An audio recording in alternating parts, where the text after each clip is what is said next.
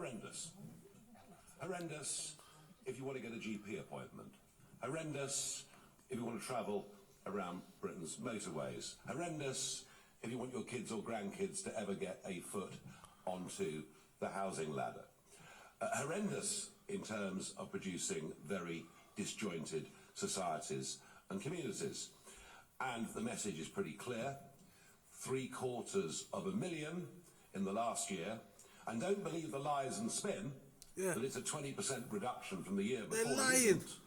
The year before's figures have been raised now in 2 instalments by 230,000. So let's get it into our heads. In 2023, under a Conservative government, nearly 1 million net people came into our country.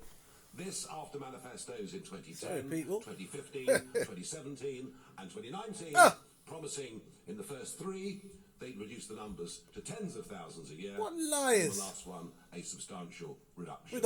I have had enough of being lied to by the Conservative Party.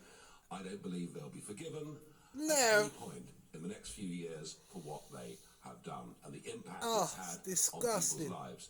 And you might have noticed, the quicker the population rises, the poorer the average family in Britain becomes. Yes. The figures are now undeniable. Of course, with Labour, it's even worse. And I don't think smashing the gangs is going to work. It's perhaps worth just smash a paper bag. That the asylum bill, we've had those figures this morning, that has gone up by 36% in 1 year. Wow. To 5.38 billion. And that doesn't even include the daily cost of what is happening in the English Channel with drones, with Border Force, and with the massive processing centre at Manston.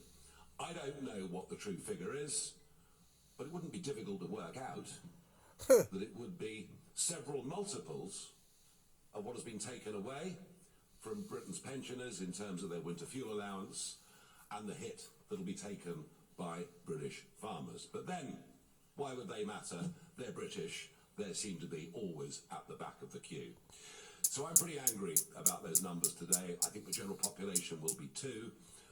And for Kelly Badenoch to stand up yesterday and read off the autocue as she did, to say we got things slightly wrong. No, you didn't get things slightly wrong. You have fundamentally changed the lives of everybody in this country and diminished living standards for virtually everyone. Enough of the negativity. I'm delighted that on Tuesday of this week we went through the 100,000 number. I've led previous political parties. I led UKIP for many years, and the peak we got to then was 46,000. The remarkable thing about the rise over the course of the last few months is it happened at a time when we're not particularly active.